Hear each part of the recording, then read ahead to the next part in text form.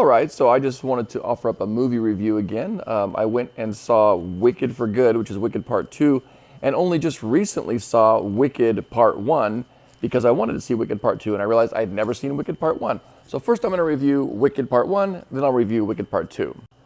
Of course, growing up, I absolutely loved the story of The Wizard of Oz, loved watching the movie, watched it every single year, at least once a year, for my entire life.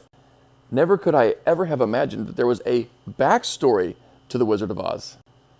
The story of the upbringing, of the life of the Wicked Witch of the West, Elphaba, and Galinda, the good witch. Wicked Part 1 takes you through the entire life story from basically birth, childhood, teenage years, young adulthood of both Elphaba and Galinda and many of the other characters. It also gives you some enlightenment as to the backstory of the Wizard of Oz himself.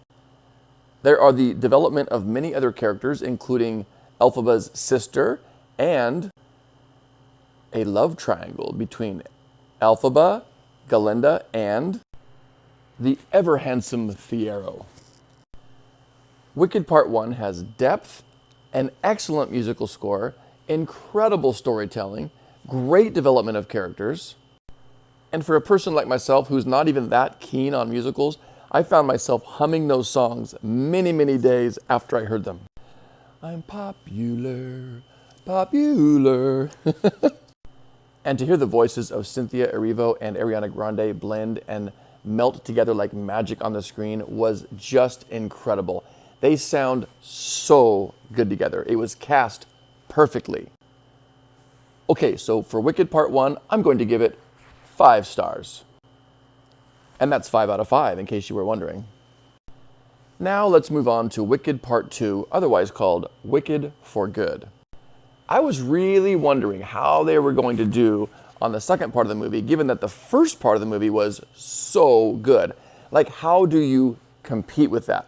Sort of like when Avatar Part 2 came out, I was wondering if it could be just as good as Avatar Part 1, which it was. And I gave both of those also 5 stars. Okay, but back to Wicked for Good. The movie was somewhere around 3 hours long.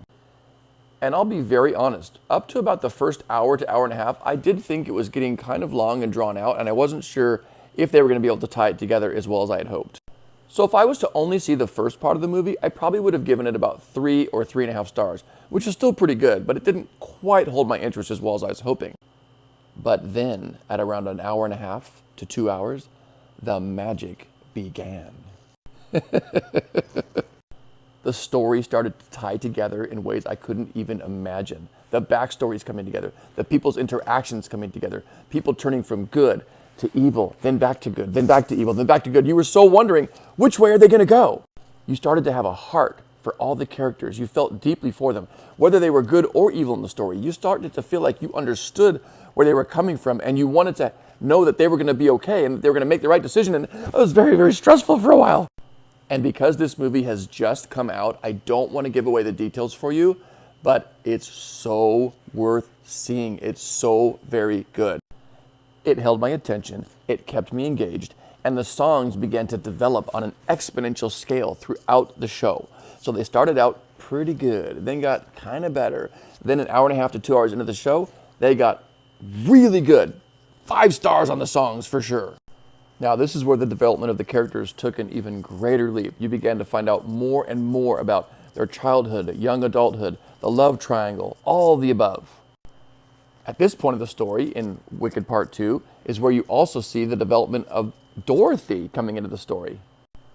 The Tin Man, the Scarecrow, the Lion, all these characters are starting to develop, and you're getting to see where they are in context to the story of Wicked for Good. And as I said before, I know this movie has just come out, so I don't want to give away all the twists and turns. I want you to go see it for yourself, but I'm going to say this. I gave Wicked Part 2 another 5 stars. A very good 5 stars. If I could say 5+, I would. All right, go see it for yourself. And if you haven't seen Wicked Part 1, be sure to see that first. Even if you have, maybe just watch it again as a refresher. Then go see Wicked Part 2, Wicked for Good.